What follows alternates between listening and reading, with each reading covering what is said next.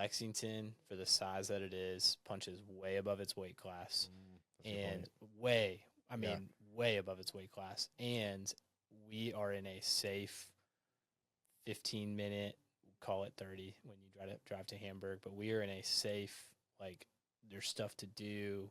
You know, there's people that are excited about the city. There's community investment. There's people that are really trying to take projects off the ground. Like, we live in a really good city.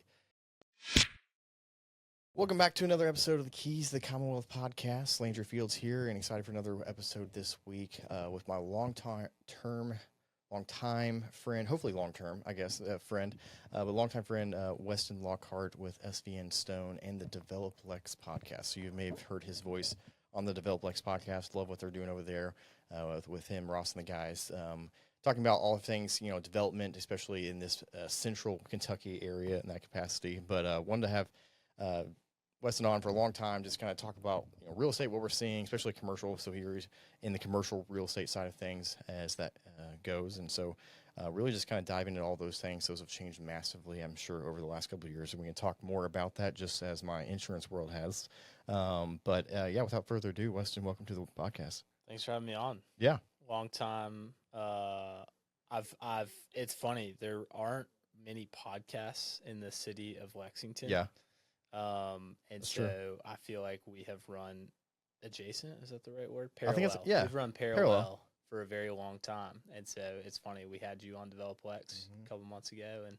I feel like sometimes there's like a new podcast like every few months, but then I think people don't realize the commitment it takes type of scenario. And so I feel like a lot of them just have quickly like died off, and it's this idea of like, oh, I'm going to start a podcast and it's going to be awesome. And they get like 5 episodes in and then you never.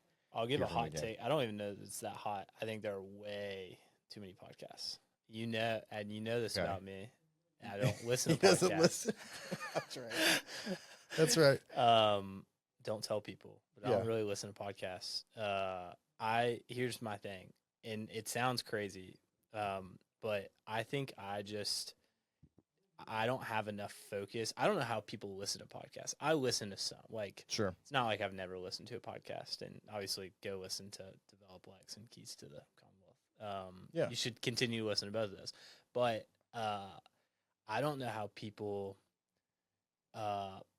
do things and listen to podcasts. I feel like somebody's like talking to me, and so either I'm not listening to the podcast at all. Okay. Or B, I'm not doing what I was trying to do with the podcast in the background at all. I just don't. I don't have the capacity to do both. It is hard for the long-term stuff as far as the listening. That's why I think like the shorter stuff is usually better, so you can kind of get it in maybe in a drive in that capacity. For me, now owning 5 acres, of which 3.5 I have to mow. Yeah, it's like my podcast season of like, I need podcasts. Like, give me the 4-hour Joe Rogan podcast. Like, that's when I'm actually listening to, a whole thing, start to finish or whatnot type of scenario. Because I love music, but it's hard for me to just go with music for 4 hours. I'd rather, I think it's because I've learned, and this is the thing I've been recently on a lot, is just the idea of always learning and that curiosity. And especially as the whole world's changing, AI, whatnot. I think especially with my kids, if I can kind of help instill just the idea of always being curious and that learning, I think that's why I love a lot of podcasts. Because on YouTube, I'm always just kind of like watching something to learn something and figure out like constantly type of scenario. And I'm an Audible guy. I don't know. I do listen to a lot of books for my mowing. Oh, Audible, the app. Yeah. Okay. Yeah. I listen to a lot of books, but man, podcasts. I used to we don't have to talk about podcasts this whole time. It's fine. This is kind of like a breaking the third or fourth wall, like talking about a podcast while on a podcast. But I listen to a lot of books. I listen to a ton of music. Yeah. But then sometimes I just sit in my thoughts and just think. So I'm not going to open the music door because we could definitely go yeah. down some rabbit holes with my background. I don't think most know, but yeah, like my background of playing a lot of live music and being a front man way back in the day. But yeah, tell us a little bit more about who you are. I mean, you're with SVN Stone, so you're in the commercial real estate world, hot and heavy every day in that capacity. But how'd you get there? Where'd you originate from? How'd you get to this area? Yeah.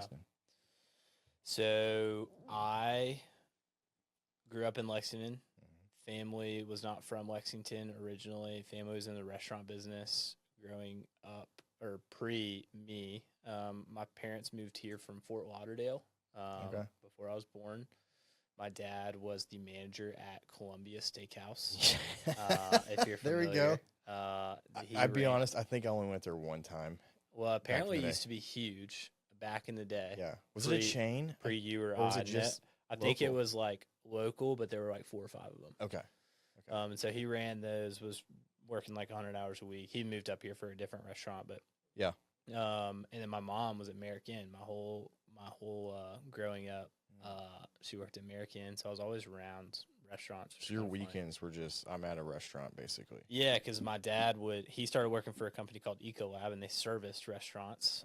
He sold like chemicals, and so a lot of my fondest memories are like he had to take a sales call at 9 on a Saturday, and I was sitting at the house and I was 8, and he would take me to some restaurant downtown, and they'd give me like an appetizer or whatever. I'd sit there watch him fix dishwashers. So I bring that up because that does kind of play into what I do in real estate now. But I grew up in Lexington, off of Southland Drive behind El Toro.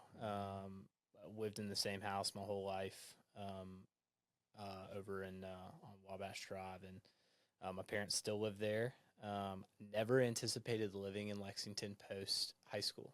That's such a common story, though, isn't it? Like growing up, especially when we grew up. Like, and we'll get to that point as far as Lexington, but we're talking about growing up in Lexington where like no one went downtown unless you were going to a UK basketball game or just things of that nature. So growing up, you're like, I mean, especially if you had your sights on bigger, grander things, a lot of times you're like, well, it's not here. It's going to be somewhere else. And just my like growing up, my family didn't live here. Like my like my parents and my sister lived here, but like every holiday we were not here. Most of my family was in Alabama and Tennessee, Nashville and Birmingham in particular, and I was like, those are cool cities. I'll move there after graduation. That's where I spend all of like my like big events in life. I was really close to my cousins growing up.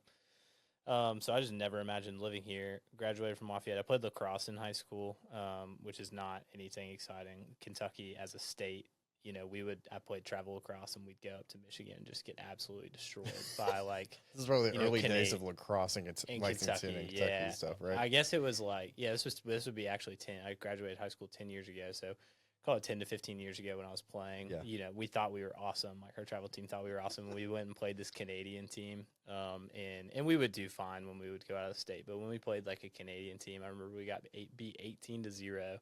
And the kid, there used to be an app called Vine. Do you remember Vine? Oh, yeah. Like the 7-second videos. It was like TikTok, but pre-TikTok. He was Vining us as they were beating us. The goalie was literally videotaping, and I was like, I don't think I want to play lacrosse in college and like have to play against these same kids. So I looked at a few schools, like D3 schools, and ended up landing at UK, which I said I never would.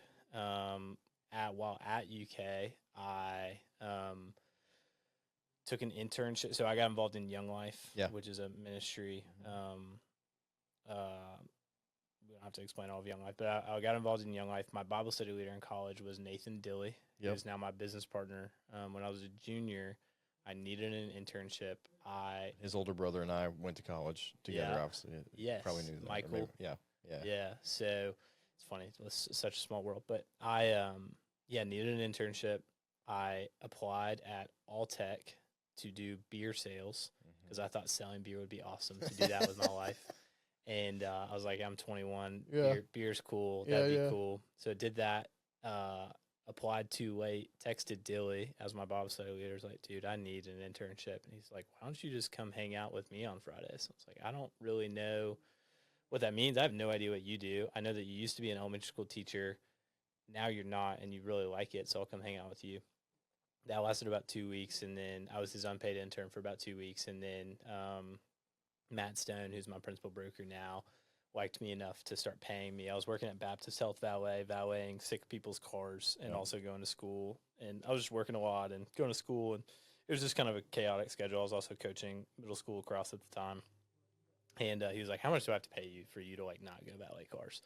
So I gave him a very nominal amount, and started doing that, and then he told me to get my license, and that was 2017, which is crazy.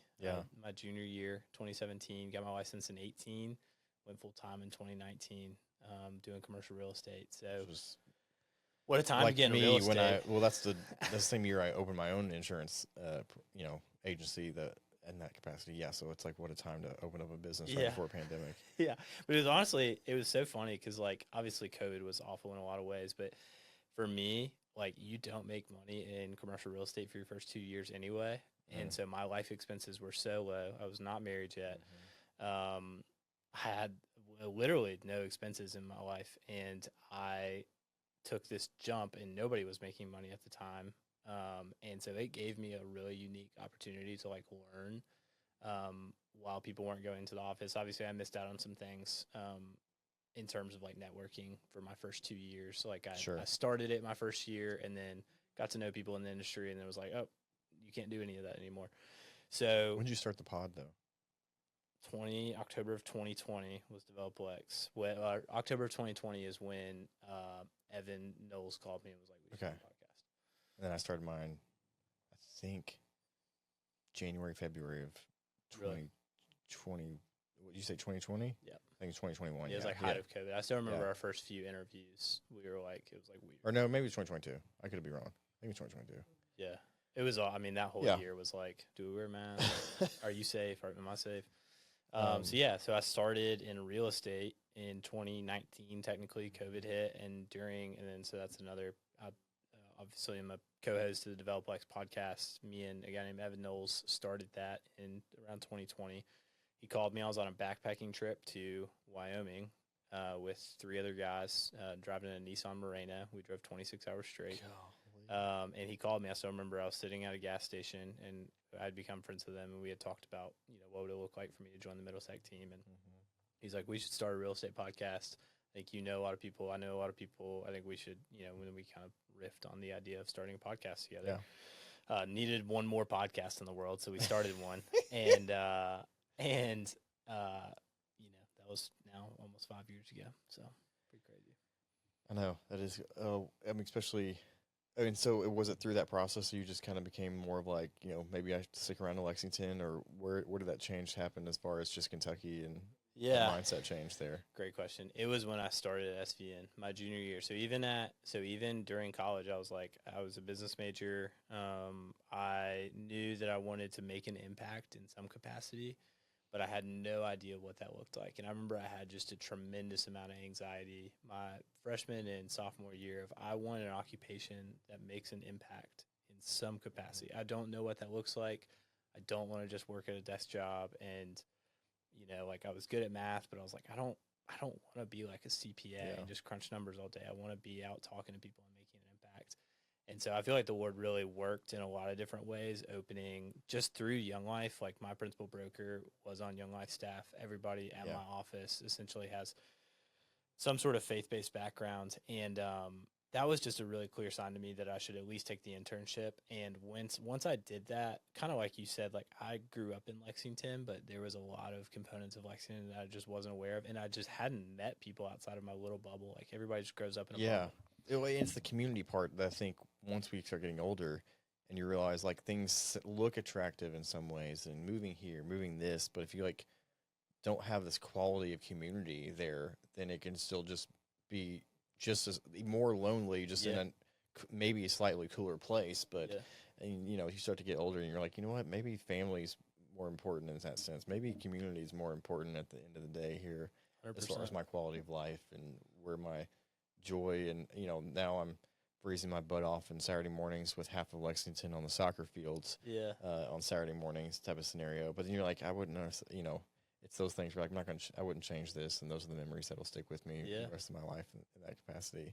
The other thing I wanted to pick up on there, though, is, and I've become more and more convinced of this with two scenarios and 2 things, which is like it's so hard a lot of times with opportunity or things that I think could make a separating factor as far as business and entrepreneurship is the idea that a lot of times there's going to be this at least short-term pain or grind or discomfort that I think, deters a lot of people, whether that's, they're jumping into real estate, you're jumping into insurance, you're jumping financial advising, you're jumping into owning a business and starting a business of just like, I get it why a lot of people would be like, that's not me type of scenario. Yeah. And so it takes a different type of mindset, I think, a lot of times, for sure, knowing, like, for especially commercial insurance. In some ways, commercial real estate. Sometimes, especially in like the first year at least of insurance, is like you're not really going to probably make much. Yeah. But I'm willing to sacrifice and play the long game. Is kind of what you kind of have to have in that kind of mindset. So, yeah. And to be fair, I was just ignorant. Oh, I think we all are. Yeah.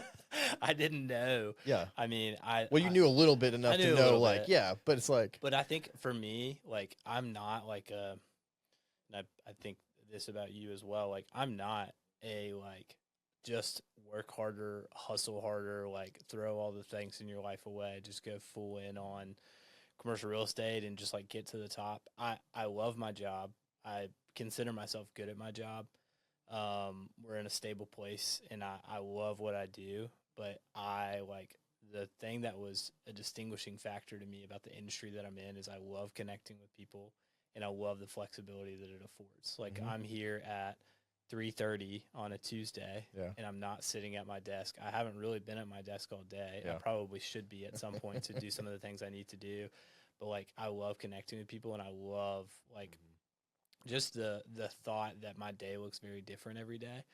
And it's funny, I go to so many, I feel like I go to too many conferences throughout the year. And there's that many commercial real estate conferences. Oh my gosh. It's I mean, I guess I shouldn't be surprised. There's like there's like conferences for anything out there. It's so ridiculous. So I'm involved in like a specific, I do mostly, if not all, retail real estate within commercial shopping centers, quick service restaurants, development land. And so within that, there's an organization called ICSC that I'm really plugged into. And so I probably go to 6 of those a year, at least.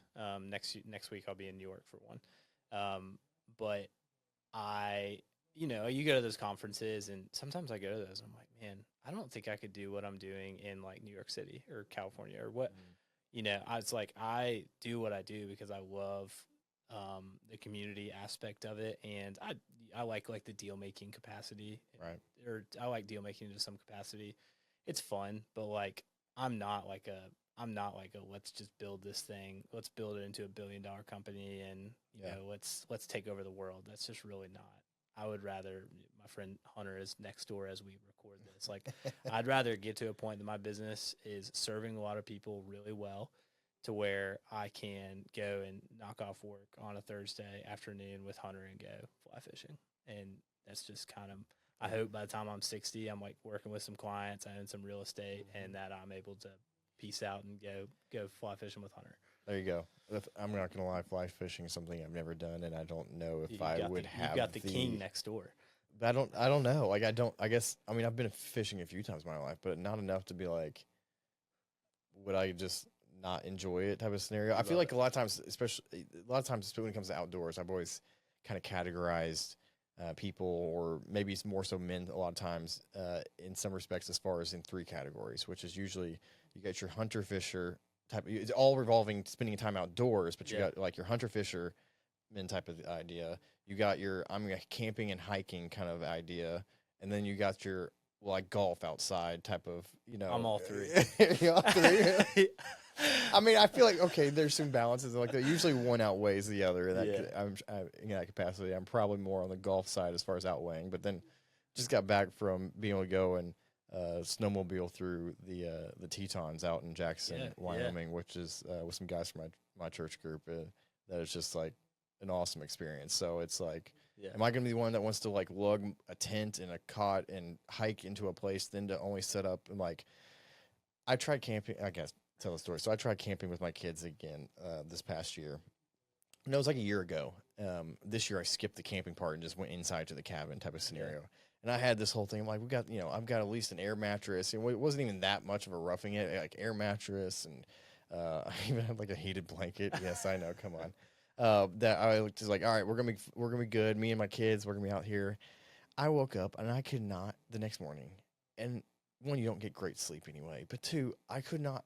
I was like leaning and like to one side and hobbling just from my back and spine. I'm like, I guess, I'm almost 40 now. Like, this is what this is. And this is the idea and grandeur of like, you're going to go camping with your kids. I'm like, and I grew up going like, church camping trips and trips with like whatever type of stuff and camping stuff. But I'm like, no, I feel like I'm too old for this. And there's other guys I know, they're like, that's all they do is they always love to like out and camping. Yeah. I'm just like, Give me That's that. me. Give me the outdoors, but I'm gonna need an actual bed. I guess is where I'm going. Maybe I need a camper itself. That would maybe be a little bit better. I grew up than with a camper, so Okay. my family had a pop-up camper. Okay.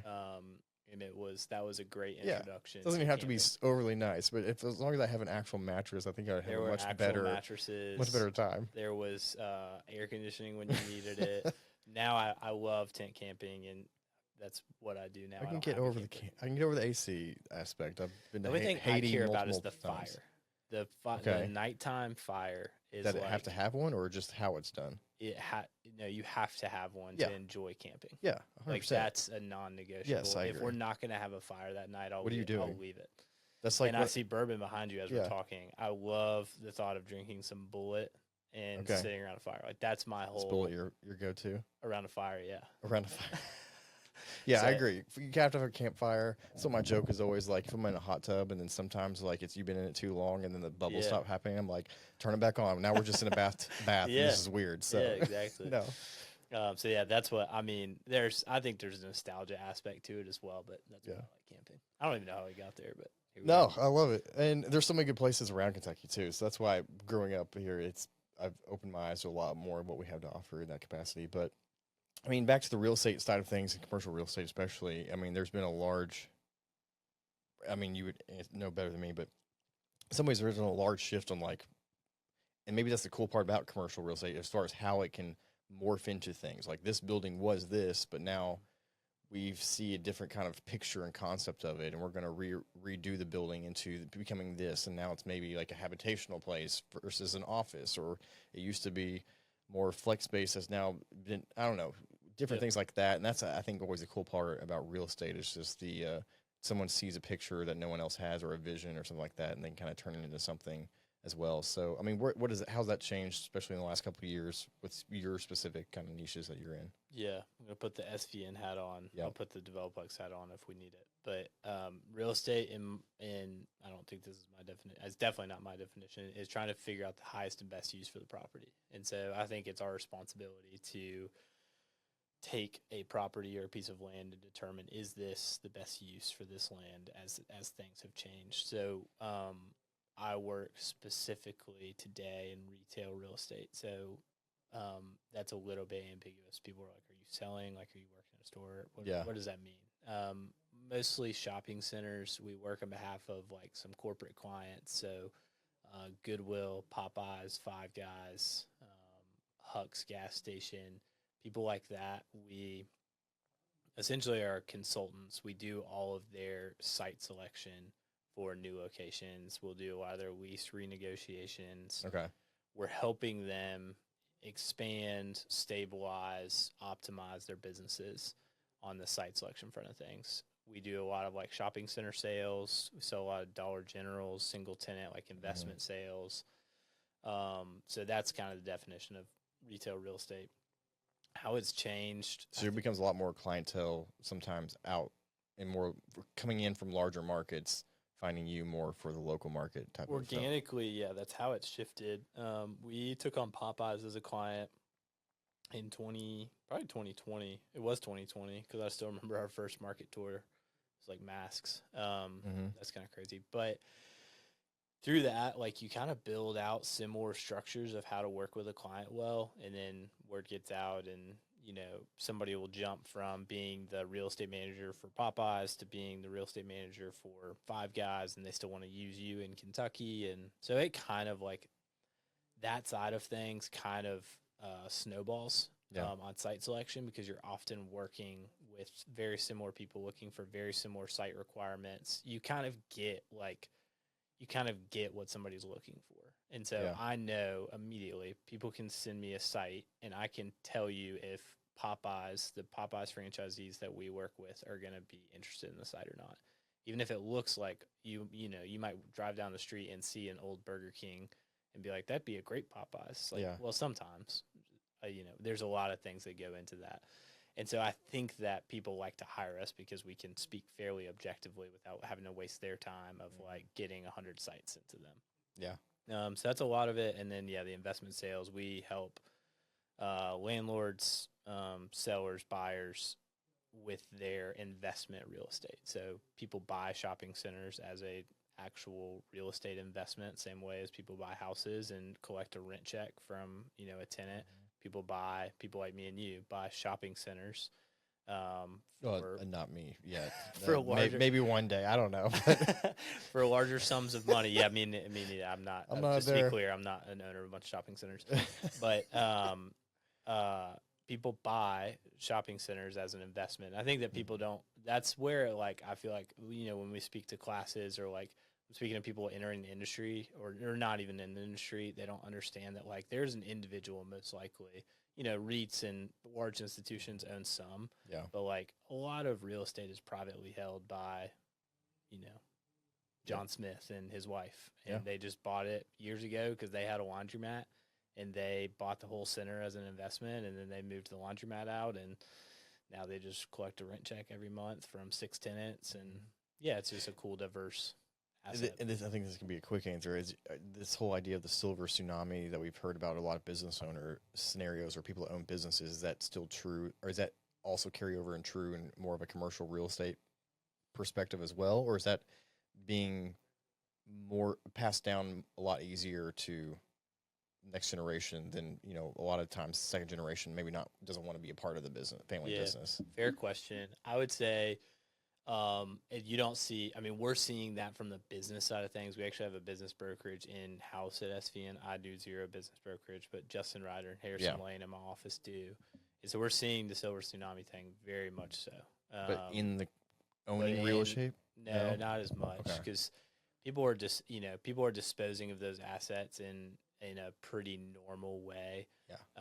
Or leasing, or, you know, it's just it's a lot easier to pass down a piece of real estate than a business. That's what my assumption was. I wasn't sure. It's a great question. And I'm sure there's probably something to be said about a large majority, or a large subset of people that bought real estate at one time that maybe their kids don't want it or something like that. And we see that, and we help people like that, but not to the level of business brokerage. Business brokerage right now is on fire. Yeah, I can see that. And in some ways, it's almost tempting sometimes to be like, oh man, what if I bought this business or this business? And then you start like listening to Hormozy or some of these guys, and you know, they've struggled with that same thing, like the shiny object syndrome in that capacity, and realizing most of the people out there, it wasn't because they did, you know, a bunch of different types of businesses and different things. It's like maybe there's, you know, usually you have a couple different variations of different businesses in some capacity, or real estate on the side. We're not talking about that, but just like you're trying to go too broad. It just a lot of times you can't go very far. And that the whole riches and the niches type of idea, or the niche aspect of like just digging out and going further. And so Hormozy was actually talking about this in a fantastic podcast I listened to the other day, where he was talking about a lot of times, especially in business world, it takes a lifetime of experience and just going through it, right? And so you can either do that yourself, go through the full experience of your lifetime learning it, or if you're trying to get there faster, you have to basically hire and get the people who have had those experiences or gain that knowledge to kind of buy that, you know, that lifetime experience in that capacity. And that a lot of times, you know, I've figured out 40%, like you're playing our old school 64 Donkey Kong or Super Nintendo Donkey Kong scenario. I'm teaching my son how to play it right now, and it's awesome. But like, you know, you go through the first like 4 levels, you know how to do it, you're doing it well, and you're like, well, I'm going to start a different game. And it's like, or it basically kind of elevates it to that. Like if you're always restarting, you always know how to do those first 4 levels really quickly. But it's like, even if it's a different business, but then you've still never gone and done the additional levels at 60%, 80% type of scenario. And so a lot of times you always are still kind of just recycling the same thing. So kind of a tangent there. Yeah, I mean, it's accurate. But and I think that a lot of people see, and there's cases that this isn't the case, but you really are buying a job when you buy a business. Like that's what Steve Pulliam from my office, who started, it used to be called the Pulliam Company. They've rebranded to Bluegrass Business Advisors. Steve doesn't come into the office as much. Yeah, I heard his episode on the SPA. Yeah, in your podcast, and it was great. Yeah, I think while I was mowing. Yeah, by the way, yeah, I actually know for that. So Bluegrass Business Advisors is now the name, but I mean, you know, I think that especially through things like podcasts, it's been maybe promoted that you could just buy up a bunch of like random ancillary businesses and like hire somebody to replace you pretty quickly. And while that can be true, it's like you are in theory with most businesses buying a job. Yeah. Like owners' earnings are in your underwriting of a business. And why does the owner get paid? Probably because they're in whatever business it is most days. Sure. Actually working. And if somebody doesn't come into work that day, they will probably be doing that job because that's the job of a business owner. So can you buy like 6 businesses at the same time and effectively run them? Probably not. Probably just need to have a whole pod on what EBITDA means and how to do EBITDA as far as that goes. I mean, I say that because, my goal is not buying other businesses, but one of the goals as we set the foundations for a lot of the stuff here at Nova Insurance and preparing for growth in that capacity is that there are, in the same sense, a lot of insurance agency businesses that are, in essence, coming for sale, going to be in the near future, next 10 years coming for sale. And so putting ourselves in a position to kind of really capitalize on that. But again, you're just buying another job. And there's never, even if it's the best looking business, there's always still going to be a giant headache of sorts that comes with that and new people and so forth. So I realize that and in that capacity.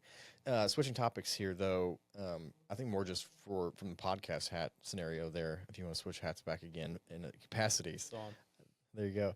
But the development in the central Kentucky area since growing up and so forth has just been unbelievable, in my opinion, and made Lexington something that's just extraordinarily special to me. I think to you as well. I mean, we can speak to just downtown and the new park that's opening up. I believe this fall-ish or end of summer. That's kind of crazy. My kids, we drove by and saw the 3-story slide there downtown. Me and Ross almost went down it one day. We broke. Don't tell them, but we broke in, and Ross was like actually thinking about it. I was like, dude, I don't know. That thing might not be a symbol, but it is a tall. Can we just say it is a tall, steep slide? Yeah, I am very curious. I mean, I'll be going down it eventually. The first person to go down it, I'm going to put a mattress. I'm going to look at you a little weird going if you're there without kids, just trying to go down it yourself. But I got kids as an excuse. But I mean, you should take the fact that I'm a big, music guy. I think you're, love music as well. But just the fact that we've always just had Rupp or, the small Manchester. And back when, I can't remember, there used to be a real small place that closed when I was in college down there. Downtown. Yeah, I don't remember what it's called. It's not Tootsie's, but it was something kind of like a name like that. But that's all we've really ever had as a borough. But like, I'm so excited for this. It's roughly 4,500 to 5,000 person amphitheater that I don't know if a lot of people know that's really going in. But they've got some big booking type of people behind it. So I mean, we should be getting some really sweet not middle of the road, but medium size. They're going to draw more of a 5,000 person crowd rather than a 15,000 person crowd type of scenario. So I'm really looking forward to that. Yeah. And then you take along all the food stuff that's happened. We got the new development right there on the corner by Triangle Park. And we just obviously sat in that meeting together with a lot of what's going on there. And you all may have, I think, had a gathering with them. And then you got some of that stuff over there with the Commons happening. Manchester, that whole area was just an abandoned site, obviously, growing up. So it's just so exciting to kind of see what's happening, and the fact that our little town is really kind of becoming such a special place, especially that you don't have all the interstate just going through the middle of it and so forth like that. I'm convinced that is the reason that Developlex does well. The timeliness of the fact that there's so so much going on. I think people just care a lot what's happening in their city, even if you lived in not Lexington, Kentucky. Yeah, people have a strong tie to the community that they live in, and so you're always curious what's going on down the street. But in Lexington in particular, it's funny. I was thinking, you started talking about Lexington, and I was like, man, I don't want to talk about the urban service boundary again because we talk about it in every podcast. Yeah, but then I was like, wait, this isn't my podcast. People on this one. We've talked about it a little bit, but I mean, not enough to that you can definitely beat that drum again. Well, no, I'm not going to. But what I will say is that Lexington, for things that it doesn't have going for it, such as the ability to grow out, it does have the ability to really thoughtfully curate a very cool downtown and very cool pockets because we are quite literally forced to do infill redevelopment. Mm-hmm. And so that means that somebody, kind of back to the theme earlier, like somebody does have to think through what is the highest and best use for this property, because it is going to be a lot of money to redevelop it. And I can't just take a chance here. Like, there has to be a lot of city buy-in. You know, that stuff is hard, and it makes Lexington a high barrier to entry market for developers. But what it does have is that most of our developments, in opposition to some of our competitive cities, you know, call it a Nashville or Indy, or there's just not as much thought that has to be put into developments in those cities as there is Lexington. So that's good and bad there. I think you have to give the city of Lexington and the leadership, I'm sure people can disagree or, you know, And they in different capacities for sure. Yeah. But I think as a whole, I think probably we can all agree in many ways that we all are pretty happy with how things have developed downtown or been adjusted or re-infilled type of scenario or remodeled, whatever type of scenario. And so that it has become something that I think a lot of people can be kind of like, yeah, this is it's pretty a great awesome city to live in. Yeah. Like, I don't, you know, we can bicker about the urban service boundary and like horse farm preservation and, you know, agendas behind all of the things all we want. And that's like the job of city officials. That's really not my job on development. I just like kind of give people a mic to do it. But what we can't be argued is that we live in a really good city. Like, I was just at a conference in Texas last week with offices from all across the country. Lexington, for the size that it is, punches way above its weight class, and way above its weight class. And we are in a safe 15-minute, call it 30 when you drive to Hamburg, but we are in a safe, like, there's stuff to do. You know, there's people that are excited about the city. There's community investment. There's people that are really trying to take projects off the ground. Like, we live in a really good city. We're nitpicking on a lot of the things that we talk about. Yeah. But, yeah, for better or for worse, we live in a really good city. Yeah, I love it. And restaurant vibe has taken off over the last many years too, and I'm sure jump into a lot of those conversations too. But is there anything on the horizon outside of that park as we kind of wrap this up, as far as any of the development stuff you're kind of looking forward to that you want to kind of give a shout out in that capacity? I mean, I would say some of the developments. I mean, we have several Publix coming online right now. And which everybody tells me their sub sandwiches are great. I have not had. Shockingly, I've never had them. Just saw a Publix that opened up in Florida that was supposed to have a whole burrito bar. So I'm hoping maybe some of them here. Maybe you knew or don't know about that. Okay, maybe they're going to do that as well. Apparently, it's not extra for guacamole. It's just load the thing up. But love that. They got the Qdoba. So we'll see. There's like a grocery store war thing going on between Kroger and Publix right now. That's true. What I'll tell you about a pub sub is they're also I'm a value guy. I just love value. A lot of my favorite restaurants are because they're just adequately priced. Publix groceries are a little bit more expensive, but the pub subs are awesome. Okay. So I'm excited for that. Right here. I think just having more competition in a market is good, generally speaking, in terms of retail. So I'm excited for that. Not because I love Publix so much, although I do like it, but I'm like I don't even do the grocery shopping in my house, so I can't even say that it's going to impact my life that much.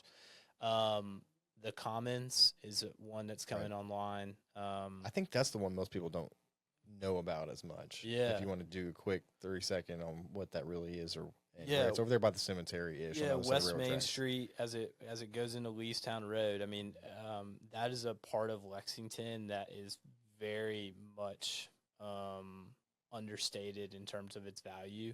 It's kind of an extension over from Manchester of stores. Yeah, I mean, you can walk. You'll be able to, if you live in Meadowthorpe, think about this. If you live in Meadowthorpe, you will be able to walk to the Commons, which is a massive, massive development that's also going to have an incredible music venue. They just signed Pickleball Kingdom, I think, which is going to have like 40 pickleball courts. Distillery, I think they're axe throwing. Yeah, Pardee Distillery, I think is the name. Pardee 1.